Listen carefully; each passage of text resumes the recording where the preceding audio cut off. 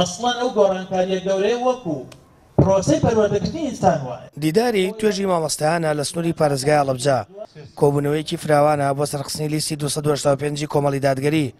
دیدارەکە بە بەشداری کاندیدانی مازنی سلێمانی و بەرپرسانی باڵای کۆمەڵ بەڕێوە چوو. مامۆستایان بە شێوەیەکی تایبەت و فەرمانبەران بە شێوەیەکی گشتی ئەمە ئەو کاتەیە کە هەڵوێز بنوێنن، یعنی ئەگەر مامۆستایەک لە ئێستادا خەمسارد بێ یاخود بڕیا لەو بدا کە دەنگ نەدا، بەڕاستی کارەساتە کەوا پێشەنگی خەڵکی هەرێمی کوردستان بیر لەوە بکاتەوە کە دەنگ نەدا.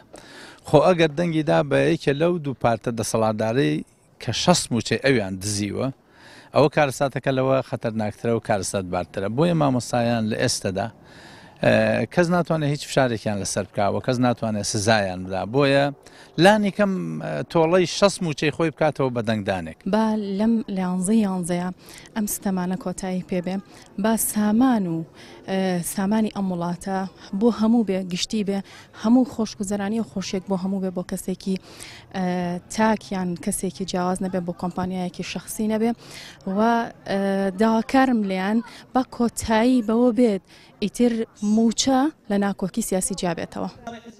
هەوڵەکان بۆ زیاتر ناساندن و ئاشناکردنی کارنامەی کۆمەڵی دادگەری کوردستان بەگشت توێژەکانی کۆمەلگا، هەروە بۆ زیاتراندانی دەنگدەران تا بەشداری هەڵبژاردن بکەن بەردەوامە تا بتوانن لە ڕێگەی دەنگەکانیانەوە بارودۆخی هەرێمی کوردستان بگۆڕن. ئەم هەڵبژاردنە دەرفەتێکی زۆر لەبارە بۆ مامۆسایان کە تۆڵەی خۆیان لەم دەسەڵاتە بکەنەوە کە ماوەی 10 ساڵە موچیان دەبڕن، قوتیان دەبڕن، پلە بەرزکردنەوەیان دەبڕن. بۆیە ئەو ڕۆژەتان لەبیر نەچێت وە ئەوەی ئێستاکە کاتی هەمووی 10 ڕۆژی ماوە یا چەند ڕۆژێکی ماوە بۆ هەڵبژاردن هەتا ئێستا 3 موچەی مامۆستایانی نەداوە. بۆیە مامۆستایان لەم هەڵبژاردنە تۆڵەی خۆیان بکەنەوە لەم دەسەڵاتە. ئەمڕۆ ئەو ڕۆژەیە کە مامۆستایان چەند ساڵێک لێ و گازندانەیە لە دەسەڵات و لەو بەڕێوەبردنەی کە هەیەیانە، ئەمڕۆ ڕۆژێکە ئەتوان بەدنەگەکانی خۆیان نوێنەری ڕاستەقینەی خۆیان هەڵبژێرن. سەرچاوەی سەرەکی گۆڕانکاری لە ئێستادا وەکو وتمان لە جیهاندا هەڵبژاردنە ئەکرێت چەند ڕێگایەکی دیکە هەبێ، بەڵاوکو نابێتە بەدیل بۆ هەڵبژاردن. بۆیە داوا لە هەموو چین و پێشەکانی کۆمەڵگەی کوردستانەکەین ئەوانەی کە دەنگی ناڕازی بوون، بە تایبەتی مامۆسایان کە داینەمۆی ناڕازیەکانی کوردستان بوون لە 10 ساڵی ڕابردوودا، بچن سەر سنوورەکانی دەنگدان و گۆڕانکاری لە کوردستانە بە ئاقارێکی چاکەدا بکەن.